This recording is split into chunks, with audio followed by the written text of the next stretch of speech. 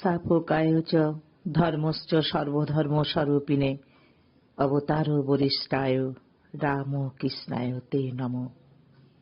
শুভ সন্ধ্যা বন্ধুরা। আমি আজকে কিছু ঠাকুরের কথা আজকে বলবো। আজ 3-4 দিন ধরে আমি দেয়া হচ্ছে না, কারণ শরীরটা আমার ঠিক নেই। শরীরটা এই জল বৃষ্টিতে ঠান্ডা লেগে গেছে। তো আমি এখন ঠাকুরের কথা থেকে কিছু বলবো। ঠাকুর বলছেন, যারা জেনেছেন মেনেছেন ভগবান আছেন, ভগবান লাভই জীবনের উদ্দেশ্য, তারা এমনভাবে চিন্তা ও কর্ম করবেন যাতে জীবনের মুখ্য উদ্দেশ্যের দিকে প্রতি পদক্ষেপে এগিয়ে যাওয়া চলে সহস্র বিরুদ্ধ ভাব ও বাধা বিঘ্নের মধ্যে দিয়ে। অন্যেরা অধর্ম করছে বলেই তারা বিভ্রান্ত বা পথভ্রান্ত হবেন না। এক বর্ষায় জল হলো না বলে কি খানদানি চাষি চাষ ছেড়ে দেবেন? যারা রামকৃষ্ণ ভক্ত তারা ঐহিকতার বন্যাকে ভুলবেন না কিছুতেই। যারা বস্তুর সন্ধান পেয়েছেন তারা কি আর অবস্তুর ঝলকে ভোলেন? তারা নিশ্চিত হবেন বস্তুবাদী। যারা রামকৃষ্ণ ভক্ত তারা হলেন মায়ের ঘরের ছেলে। তারা শক্তির সাধন করবেন, দেহের শক্তি, মনের শক্তি, আত্মার শক্তি। তারা মনের শক্তি দিয়ে দেহের শক্তিকে সংহত করবেন ও আত্মার শক্তিতে মনের শক্তি লয় করবেন। আর তারা একথাও নিশ্চয় জানবেন, ভক্তি শক্তি। এই ভক্তি শক্তির জোরে তোড়ে তারা এগিয়ে যাবেন অন্তরে বাইরে, ধাপে ধাপে ত্যাগে, সেবায় করায়ত্ত করবেন অভ্যুদয় নিশ্চেয়স। যারা সত্যি শক্তিশালী তারাই প্রেমিক হতে পারেন। এই প্রেমকেই সবচেয়ে বিশেষভাবে দেও। রামকৃষ্ণ ভক্ত হবেন প্রেমের প্রসবন, কারণ তিনি ছিলেন চির উন্মাদ প্রেম পাথর। প্রেমিক হবেন নীলকণ্ঠ, তাকে সব দিয়ে বিষটুকু কেড়ে নিতে হবে যাতে সকলে উত্তীর্ণ হতে পারে ঊর্ধ্বে হতে ঊর্ধ্বতর সোপানে। তাই চাই বিষ হজম করার শক্তি, প্রেমই সেই শক্তি। পবিত্রতাই প্রেমের উৎস। তাই চাই চিত্তশুদ্ধি। চিত্তশুদ্ধি না হলে কিছুই হবে না। প্রেমই শক্তি। এখানে ঠাকুর বলছেন পবিত্রতা হচ্ছে প্রেমের উৎস। পবিত্র না হলে ভগবানের কথা বলা যায় না, ভগবানের চিন্তা করা যায় না। আজকের এই বৈপ্লবিক দিনে ধর্মোন্মেষীরা চাই স্বচ্ছ দৃষ্টি, সৎসাহ, কর্মকুশলতা আর বুক ভরা সাহস। এই ধর্মক্ষেত্রে তাদের লড়াই করেই বাঁচতে হবে।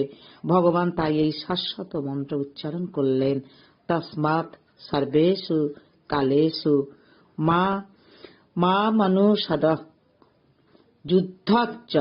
আবার বললেন যুদ্ধস্য বিগত জর। এই আদেশ শিরোধার্য করে নিয়ে এগিয়ে যেতে হবে বিরুদ্ধ শক্তির মাঝে, ঠিক মাঝ দিয়ে। তবে অনাহত থাকবারও নিশ্চিন্ত। জয়ী হওয়ার কৌশলটি জানা থাকা চাই। কৌশলটি অতি সহজ, চাই স্মরণে মননে জীবনের সকল সংগ্রামে ভগবানকে জড়িয়ে নিয়ে চলা। ভগবান আমার সাথী, ভগবান আমার সাথে আছেন, ভগবান এগিয়ে আছেন, আমি তার পিছনে আছি। তার স্মরণে গিয়ে তার পদচিহ্ন দিয়ে আমি চলেছি। আর তার জ্ঞানের আলোকে, প্রেমের আলোকে, তার শক্তিতে শক্তিমান হয়ে যুঝে যাওয়া, তারপর ফলাফল তাকে সমাপন করে নিশ্চিন্ত হওয়া। এমনভাবে এগিয়ে গেলে একদিন নিশ্চয়ই আমরা দেখতে পাব কেমন অভাবিতভাবে আমাদের জীবনে সত্য হয়েছে অবতীর্ণ ভগবানের প্রাণ নিংড়ানো শেষ আশীর্বাদ। তোমাদের সকলের চৈতন্য হোক।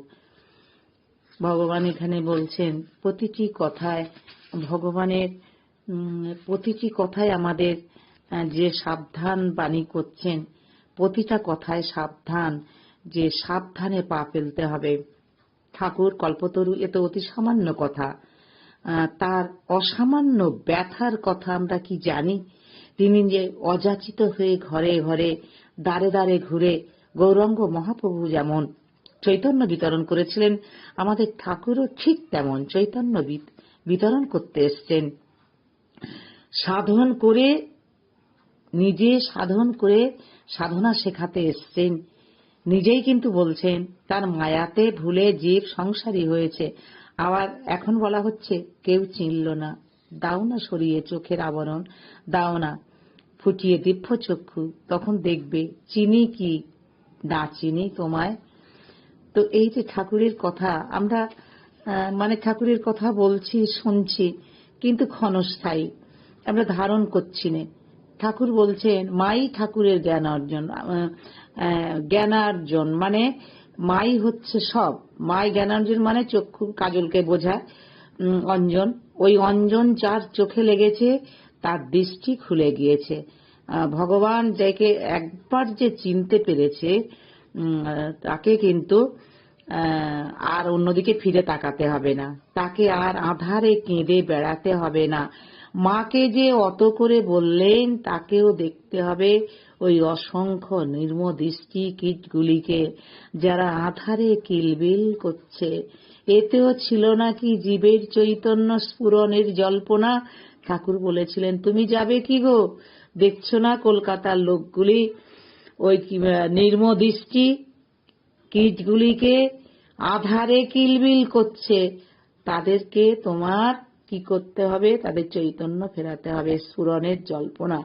আর ওই যে পিঁপড়ের শাড়িকে মা অতন্দ্র সাধনায় পরমান্ন যোগালেন এত কষ্ট সয়ে, এ দেখেও কি হবে না আমাদের চৈতন্য? যে পিঁপড়ে মাই জগতের মা, ওই যদি হলো আর বাকি রইল কি? আর ওই যে প্রেমোজ্জ্বল হিরণ্য পুরুষ, যার বাণীতে অগ্নি বিন্যাস, দৃষ্টিতে প্রেম পীযূষ, গতিতে ধর্ম বিস্তার, তিনি যে দেশ দেশান্তরে একবারে কুম্ভকণ্ঠে ঘোষণা করলেন ওঠো জাগো চৈরীবৃত্তি। আর ওই যে চলল মানুষের মিছিল, ইতিহাসের তেপান্তরের নানা পথে, রত হল জগৎ জুড়ে ভিতর বাইরে শৃঙ্খল ভাঙার সাধনায়, নবারুণ রূপে আবাহন করল সব জাগরণকে, ভাষা দিল মুখে মুখে, আশা দিল পৃষ্ঠ হৃদয়ে। ওইটি ছিল ঠাকুরের এই চৈতন্য জাগানোর শৈলী। নরেনকে যে এত যত্নে সতর্কতা গড়ে তুললেন, দিব্য ভাস্করের মতো পিছনে ছিল জীব উদ্ধারের স্বচ্ছ জল্পনা। সুজুকি একা বিবেকানন্দকে বলতে এসছেন না, জীব উদ্ধারের জন্য ঠাকুর এসছিলেন আমাদের চৈতন্য জাগাতে। তাই নরেনকে বললেন ভ্রাম্যমান চৈতন্য মশাল। সমাধি লাভের পরেও নরেনের শান্তি কেড়ে নিলেন আর তার বিশাল হৃদয়ে ধরিয়ে দিলেন অহেতুক জীব প্রেমের আগুন। তারপর সে আধারে নিজ সকল আধ্যাত্মিক শক্তি ঢেলে দিয়ে হলেন ফকির। ফকিরটি কিন্তু এই আরো অনেক দিন ধরে জীবোদ্ধারের দুরূহ কর্ম, চৈতন্য জাগানোর কর্মরত থাকা বিবেকানন্দের মাধ্যমে ঠাকুর জগতে যে কি কাণ্ড করে বেড়াচ্ছেন তার খোঁজ করে কজন ঠিক ঠিক রেখেছে। এখানেই রাখছি, পরের অংশ আবার আগামীকাল আপনাদের বলবো। তো বন্ধুরা, আপনারা ভালো থাকুন, সুস্থ থাকুন, আনন্দে থাকুন। ঠাকুর মায়ের চরণে আমার আভূমি লুণ্ঠিত প্রণাম জানাই। এখানে রাখলাম, এখানে আমি রাখছি।